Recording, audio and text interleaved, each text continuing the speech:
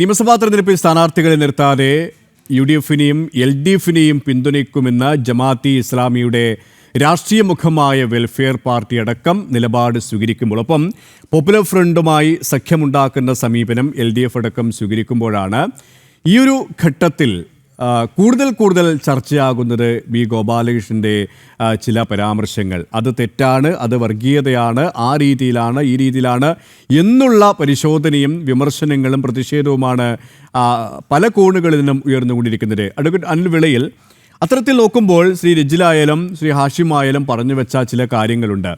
അതിനെ എങ്ങനെയാണ് ഈ ഗുരുവായൂരിലെ സ്ഥാനാർത്ഥിത്വവുമായി ബന്ധപ്പെട്ട് നമുക്ക് ചേർത്ത് വെക്കാൻ സാധിക്കുക? അത്തരത്തിൽ അവരെടുത്ത നിലപാടുകളെ, ആ പരാമർശങ്ങളെ എങ്ങനെയാണ് താങ്കൾ പരിശോധിക്കുന്നത്? പേരിലും കൊടിയിലും ഒക്കെ തന്നെ കൊടിയ വർഗീയമായിട്ടുള്ള പ്രസ്ഥാനമാണ് മുസ്ലിം ലീഗ് എന്ന് പറയുന്നത്.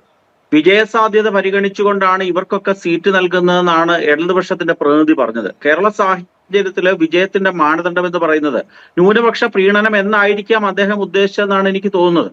കാരണം എല്ലാ കാലത്തും വർഗീയ ശക്തികളെ പുണർന്നുകൊണ്ട് അധികാരത്തിലേക്ക് എത്തുക എന്നുള്ള നയം തന്നെയാണ് LDF-ഉം UDF-ഉം അവലംബിച്ചിട്ടുള്ളത്. ഇപ്പോൾ താങ്കൾ സൂചിപ്പിച്ചതുപോലെ തന്നെ വെൽഫെയർ പാർട്ടി ആയിക്കൊള്ളട്ടെ, SDPI ആയിക്കൊള്ളട്ടെ, അതുപോലെ തന്നെ മദനിയുടെ പാർട്ടി ആയിക്കൊള്ളട്ടെ, ഈ പാർട്ടികളെയൊക്കെ യഥാസമയം പുൽകാന് LDF-ഉം UDF-ഉം തമ്മിൽ മത്സരമാണ് എന്നുള്ളത് കേരള രാഷ്ട്രീയം പഠിക്കുന്ന എല്ലാവർക്കും വ്യക്തമായി മനസ്സിലാകുന്ന ഒരു വസ്തുത തന്നെയാണ്. ഈ KM ഷാജിയെ പറ്റി പറഞ്ഞപ്പോൾ അത് തീവ്രത കുറഞ്ഞ പരാമർശവും ഗോപാലകൃഷ്ണൻ പറഞ്ഞ തീവ്രത കൂടിയ പരാമർശമാണെന്നാണ് ഇടതുപക്ഷ പ്രതിനിധി പറയുന്നത്. കഴിഞ്ഞ തദ്ദേശ സ്വയംഭരണ തെരഞ്ഞെടുപ്പ് സമയത്ത് കോട്ടക്കൽ നഗരസഭയ്ക്ക് വേണ്ടി പ്രതിനിധീകരിച്ച, അല്ലെങ്കിൽ അതിന്റെ അധ്യക്ഷ പദവി അലങ്കരിക്കുന്ന ഒരു വനിത പറഞ്ഞത് എന്താണ്? ന്യൂനപക്ഷ സ്വത്വം വീണ്ടെടുക്കാൻ വേണ്ടിയുള്ള ഒരു പോരാട്ടമാണെന്നാണ് ആ വനിത പറഞ്ഞത്. അന്നേരം ഭാഷയിലും ഭക്ഷണത്തിലും ഭൂഷണത്തിലും അല്ലെങ്കിൽ കൊടിയിലും പേരിലും ഒക്കെ കൊടിയ വർഗീയത പുലർത്തുന്ന പ്രസ്ഥാനങ്ങളാണ് കേരള രാഷ്ട്രീയത്തിനെ നിയന്ത്രിക്കുന്നത്. ഞാൻ നേരത്തെ സൂചിപ്പിച്ചുകൊണ്ടല്ലോ ഒരു കാര്യം, കേരളത്തിലെ അവസാനത്തെ കോൺഗ്രസ് മന്ത്രിസഭയിലെ വിദ്യാഭ്യാസ മന്ത്രി എന്ത് സംസ്കാരമാണ് അദ്ദേഹത്തിനുള്ളത്? സപ്പോസ് അദ്ദേഹമാണ് ഗുരുവായൂരെ MLA ആയി മത്സരിച്ച് ജയിക്കുന്നതെന്ന് കരുതുക. ആ ഗുരുവായൂർ ക്ഷേത്രത്തിലെ ഗുരുവായൂർ ദേവസ്വത്തിന്റെ ഒരു പരിപാടി നടക്കുമ്പോൾ സ്വാഭാവികമായിട്ടും ഒരു നിലവിളക്ക് കൊളുത്തിക്കൊണ്ടായിരിക്കും അവിടുത്തെ ചടങ്ങ് നടക്കുന്നത്. ആ നിലവിളക്ക് കൊളുത്താൻ പോലും മടിയായിട്ടുള്ള അബ്ദുറബിനെയാണോ അവിടെ വിജയിപ്പിക്കേണ്ടത്? അല്ല, അതൊക്കെ വർഗീയതയാണ്. ഗംഗ എന്ന പേരിൽ താമസിക്കില്ല, ഗ്രേസ് എന്നാക്കിയാലേ താമസിക്കൂ എന്ന് പറയുന്ന ഒരു പ്രസ്ഥാനമാണ് ലീഗ്. കൊടിയ വിഷമാണ്. ഗുരുവായൂർ ക്ഷേത്രത്തിന്റെ ചൈതന്യം തകർക്കുക എന്നുള്ളത് ചില മതശക്തികളുടെ പ്രധാനപ്പെട്ട ഒരു അജണ്ട തന്നെയാണ്. നമ്മൾ ശ്രദ്ധിക്കണം. കഴിഞ്ഞ കുറെ മാസങ്ങൾക്ക് മുമ്പ് ഗുഹ്യഭാഗത്തെ രോമം വലിച്ച് ഈ തുളസിത്തറയിലേക്ക് ഇട്ട ഒരു കാഴ്ച നമ്മൾ കണ്ടു. അയാളെ അറസ്റ്റ് ചെയ്യാൻ എന്തായിരുന്നു പിണറായി സർക്കാരിന് താമസമുണ്ടായത്? ജസ്ന സലീം എന്ന് പറയുന്ന പെൺകുട്ടി 2 or 3 പ്രാവശ്യമാണ് ഈ ഗുരുവായൂർ ക്ഷേത്രത്തിന്റെ ചൈതന്യം തകർക്കാൻ വേണ്ടി ശ്രമിച്ചത്. അവർക്കെതിരെയും പരാതി. ഹൈന്ദവ സംഘടനകൾ സമരം ചെയ്തപ്പോൾ മാത്രമാണ് കേസെടുത്തത്. ഇതൊരു സത്യം പറഞ്ഞപ്പോൾ ഗോപാലകൃഷ്ണൻ എന്തോ വലിയ ദ്രോഹിയായി മാറി.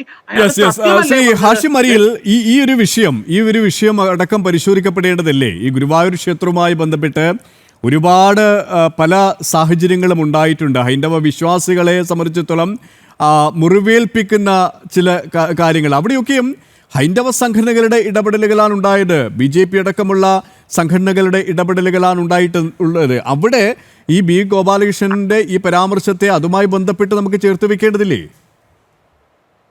ഞാൻ അദ്ദേഹം പറയാൻ തുടങ്ങുന്ന ഒരു കാര്യം കൂടെ. ശ്രീ ഗോപാലകൃഷ്ണൻ പറഞ്ഞത് കഴിഞ്ഞ കുറേയേറെ വർഷക്കാലമായിട്ടാണ്. ഒരു കരുണാകര മേനോനൊക്കെ അക്കാലത്ത് കോൺഗ്രസിന്റെ പ്രതിനിധിയായിട്ട് അവിടെ ജയിച്ചു കാണും. പിന്നെ എന്താണ് ആ പാരമ്പര്യം തുടരാതെ പോയത്? ജനസംഖ്യയിലുള്ള സ്ഫോടനം. ആ ജനസംഖ്യാ സ്ഫോടനത്തിന്റെ ഫലമായിട്ട് ഒരു വിലപേശൽ രാഷ്ട്രീയം കൃത്യമായിട്ട് ലീഗ് അവലംബിക്കുകയാണ്. അതിന്റെ ഭാഗമായിട്ടാണല്ലോ ഇപ്പൊ ലീഗും മറ്റുള്ള സഖ്യകക്ഷികളും പറയുന്നത് മലപ്പുറം ജില്ലയെ 4 ആക്കണം, 5 ആക്കണം, എറണാകുളത്തിനെ 2 ആക്കണം. താങ്കളുടെ പ്രതികരണം.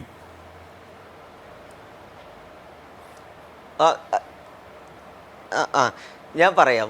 പിന്നെ ഒന്ന് സുരേഷ് കുമാർ ശ്രദ്ധിക്കുക. നമ്മുടെ VHP പ്രതിനിധി പറയുന്നത് ഞാനൊരു ലീഗിന്റെ പ്രതിനിധി ആണെന്നുള്ള നിലക്കാണ് എന്നോട് ചോദിക്കുന്നത് ചില ചോദ്യങ്ങൾ. അതിന് ഞാൻ മറുപടി പറയാം. ഒന്ന്, KM ഷാജിയുടെ പരാമർശത്തെ ലഘുവായ പരാമർശം, അദ്ദേഹത്തിൻ്റെ പരാമർശത്തെ കുറഞ്ഞതെന്ന് ഞാൻ പറഞ്ഞിട്ടില്ല. പറഞ്ഞിട്ടില്ല എന്ന് മാത്രമല്ല വലിയ അക്ഷന്തവ്യമായ തെറ്റാണ് അത് ചെയ്തത്.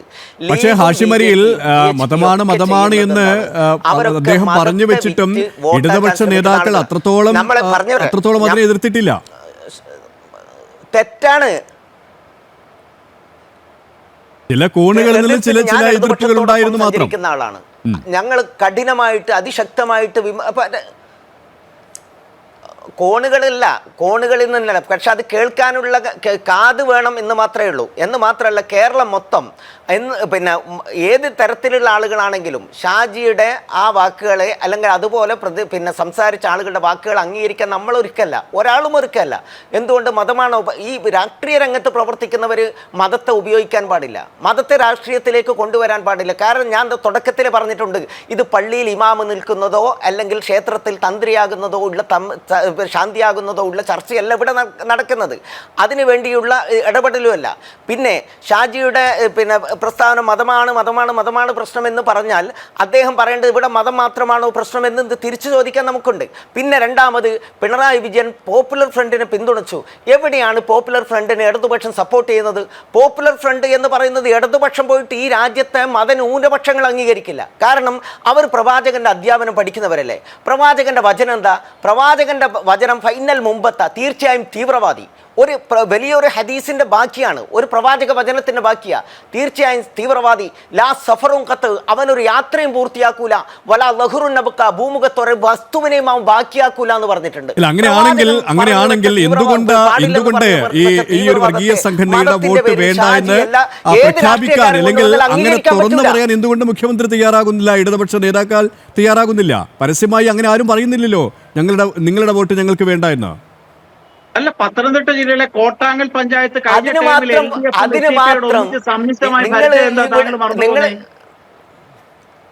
പത്തനംതിട്ട ജില്ലയിലെ കോട്ടാങ്ങൽ ഗ്രാമപഞ്ചായത്ത് കഴിഞ്ഞ ടൈമിൽ SDPയും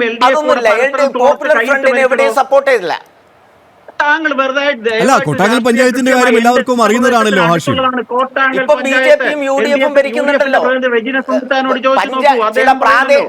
പ്രാദേശിക കാര്യങ്ങളിൽ അദ്ദേഹം പറയട്ടെ അതിനെ കുറിച്ചിട്ട്. അവിടെ SDP ആയിട്ട് പിന്നെ LDF ആ തീവ്രവാദ സംഘടനയുമായിട്ട് അംഗീകരിക്കുന്നില്ല.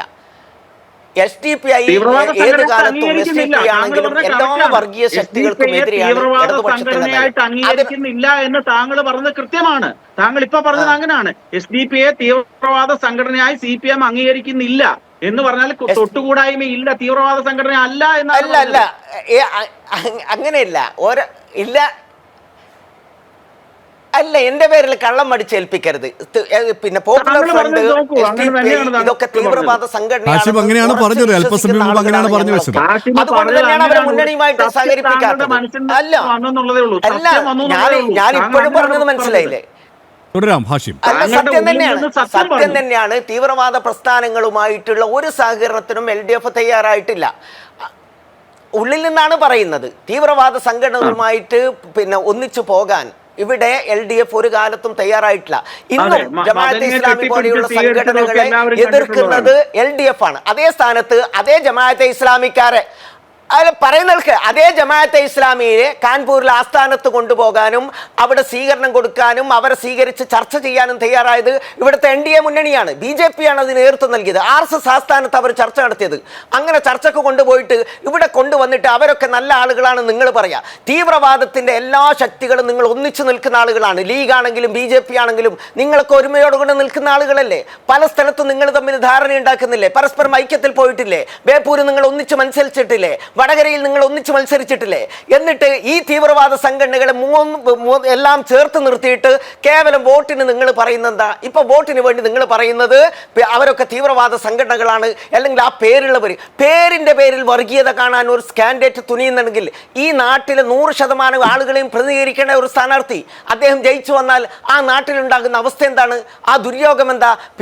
പിന്നെ ഗുരുവായൂർ പള്ളി മതം നോക്കിയിട്ടാണോ? അവിടെ തീപിടുത്തുണ്ടായിട്ടില്ലേ? തീപിടുത്തുണ്ടായ സമയത്ത് അവർ അവിടെ പള്ളിയിൽ വെച്ചാണ് ബാങ്ക് വിളിച്ചത്. അവിടെ ആളുകൾ ഓടിയെത്താൻ പള്ളിയിലെ മുസ്ലിയാർ ബാങ്ക് വിളിച്ചിട്ടാണ് ആ ആളുകൾ ഓടിയെത്തുകയും തീ അണച്ചതും. തൊട്ടിപ്പുറം പെരിന്തൽമണ്ണ തളി ക്ഷേത്രത്തിന്റെ കവാടത്തിന് തീ പിടിച്ചില്ലേ, അന്ന് സംരക്ഷിച്ചിട്ടില്ലേ? അപ്പോൾ കേവലം ഇത്രയെങ്കിലും ഇതുപോലെയുള്ള ഒരുപാട് കാര്യങ്ങൾ ഈ നാട്ടിൽ നടക്കുന്നുണ്ട്. മനുഷ്യർ അങ്ങനെയാ ചിന്തിക്കുന്നത്. പകരം ചില മാനസിക രോഗികളായ തീവ്രവാദികളായ ആളുകൾ ചെയ്യുന്ന ചില പ്രസ്ഥാനത്തെ നിങ്ങൾ എടുത്തു പറയാ. നിങ്ങൾ നേരത്തെ പറഞ്ഞ ഒരു പെൺകുട്ടി അവിടെ അയത്തുണ്ടാക്കാൻ പോയി എന്ന് പറഞ്ഞു. അത് ഏത് സംഘടനയുടെ അടിസ്ഥാനത്തിലാണ് കൊണ്ടുപോയത്? ഉണ്ണിക്കണ്ണനെ വരച്ച് ആ കണ്ണന്റെ ചിത്രം വരച്ചിട്ട് ഞാൻ കൃഷ്ണഭക്തിയാണെന്ന് കാണിച്ചുകൊണ്ട് ആ സ്ത്രീ നടത്തിയ ആ പെൺകുട്ടി നടത്തിയിരിക്കുന്ന പ്രവർത്തനത്തെ സപ്പോർട്ട് ചെയ്തത് ആരാണ്? ഇവിടുത്തെ മതന്യൂനപക്ഷങ്ങളാണോ ചെയ്തത്, അല്ലെങ്കിൽ ഇവിടുത്തെ ഇടതുപക്ഷമാണോ ചെയ്തത്? ആദ്യകാലത്തൊക്കെ അവർ നിങ്ങൾക്കൊക്കെ അഭിമതിയായിരുന്നു, പിന്നെയാണ് അനഭിമതിയായി മാറിയത്. നിങ്ങൾക്കൊപ്പം നിൽക്കുന്നു എങ്കിൽ അവർ നല്ലവരും അല്ലാത്തവർ വർഗീയവാദികളുമായി മാറുന്ന ഒരു സംവിധാനമുണ്ട്. അതാണ് നിങ്ങൾ ചെയ്യുന്നത്. അലി അക്ബറിനെ പോലെയുള്ള ആളുകൾ അവർ പേര് മാറി നിങ്ങളോടൊപ്പം വന്നിട്ടുണ്ടല്ലോ. ആ വന്ന ആളുകളെയൊക്കെ നിങ്ങൾ പ്രോത്സാഹിപ്പിച്ചിട്ടുണ്ടല്ലോ. അവർക്ക് ഉണ്ടായിരുന്ന ഗുണം എന്താണ്? അവരെന്താണ് നിങ്ങൾക്കൊപ്പം നിന്നുകൊണ്ട് വർഗീയത പറയാൻ ശ്രമിക്കുന്നു എന്ന് മാത്രമാണ് അവർക്ക് കാണുന്ന നിങ്ങൾ കാണുന്ന ഗുണം. പകരം ഞങ്ങൾ പറയുന്നത് മതം നോക്കാതെ, ജാതി നോക്കാതെ, പേര് നോക്കാതെ കേരളത്തിന് വല്ലതും സംഭാവന ചെയ്യാൻ നിങ്ങൾക്ക് കഴിയുന്നുണ്ടോ? BJP അത് പറയട്ടെ, ഗോപാലകൃഷ്ണൻ പറയട്ടെ. ഞാൻ വന്നാൽ ഗുരുവായൂർ മനുഷ്യർ നേരിടുന്ന, വിശ്വാസികൾ നേരിടുന്ന പ്രശ്നമുണ്ട്. വിശ്വാസികൾ നേരിടുന്ന പ്രശ്നം എന്ന് പറയുന്നത് അത് വിശ്വാസികളുടെ മാത്രം പ്രശ്നമായിരിക്കില്ല. റോഡിന്റെ പ്രശ്നമുണ്ടെങ്കിൽ അതെല്ലാവരുടെയും പ്രശ്നമാണ്. അത് ജനശ്രദ്ധയിൽ കൊണ്ടുവരാനുള്ള ശ്രമമാണ് നടത്തേണ്ടത്. അവിടെ പോരായ്മയുണ്ടെങ്കിൽ അത് തിരുത്താനുള്ള സംവിധാനത്തെ കുറിച്ചുള്ള ചർച്ച അവിടുത്തെ വികസന കാര്യങ്ങളും അദ്ദേഹം ചൂണ്ടിക്കാണിച്ചിട്ടുണ്ട്, അവിടുത്തെ വികസന രാഷ്ട്രീയം ചൂണ്ടിക്കാണിച്ചിട്ടുണ്ട്. പക്ഷേ അത് ചർച്ച ചെയ്യുന്നില്ല. അദ്ദേഹം പറഞ്ഞ ഈ കാര്യം മാത്രം പ്രതിപക്ഷം ഏറ്റെടുക്കുന്നു. അവിടെയാണ് ചില ചോദ്യങ്ങൾ ഉയരുന്നത്. താങ്കൾ പറഞ്ഞു അവിടുത്തെ വികസന രാഷ്ട്രീയത്തെക്കുറിച്ചും അദ്ദേഹം വിശദമായി തന്നെ പല വേദികളിലും പറഞ്ഞിട്ടുണ്ട്. അവിടുത്തെ ഇടത് വലത് സർക്കാരുകൾ, മാറി വന്ന സർക്കാരുകൾ ആ മണ്ഡലത്തോട് കാണിക്കുന്ന അവഗണനയെക്കുറിച്ച് അദ്ദേഹം പറഞ്ഞിട്ടുണ്ട്. അവിടുത്തെ ജനങ്ങൾ വികസനത്തെ ആഗ്രഹിക്കുന്നതിനെ കുറിച്ച് അദ്ദേഹം പറഞ്ഞിട്ടുണ്ട്. അതിനിടയിലാണ് അദ്ദേഹം ഈ ഒരു യാഥാർത്ഥ്യവും ഈ വസ്തുതയും പറഞ്ഞു വെച്ചത്. അതിനെ മാത്രം അടർത്തിയെടുത്തുകൊണ്ട് വിവാദമാക്കുന്നതാണ് ചോദ്യമാകുന്നത്. ഹാഷിം, താങ്കളിലേക്ക് എത്താം. ശ്രീ റിജിൽ സുന്നിത്താൻ, താങ്കൾ പറഞ്ഞതുകൊണ്ട് അവിടെ പിന്നെ വികസനമില്ല എന്ന് പറഞ്ഞാൽ വിശ്വസിക്കാൻ നിങ്ങൾ പറയുന്ന NDA മുന്നണി നിങ്ങൾ ശക്തിയുണ്ടെന്ന് പറയപ്പെടുന്ന സമൂഹത്തിലെ അവിടെയുള്ള ഒരു സ്ഥാനാർത്ഥിയെ കൊണ്ടുവരാൻ NDAക്ക് സാധിക്കാത്തത് എന്തുകൊണ്ടാണ് സാധിക്കാത്തത്? വികസനം പറയാനാണെങ്കിൽ അവിടെ NDAക്ക് നേതൃത്വം ഇല്ലാഞ്ഞിട്ടാണോ? അല്ല, ഞങ്ങൾ പറയുന്നത് അതുകൊണ്ട് നിങ്ങൾക്ക് അവിടെ ജയിക്കാൻ കഴിയില്ല. കാരണം അവിടെ വികസനമുണ്ട്, അവിടെ പുരോഗതിയുണ്ട്. അത് നിഷേധിക്കാൻ കഴിയാത്തതും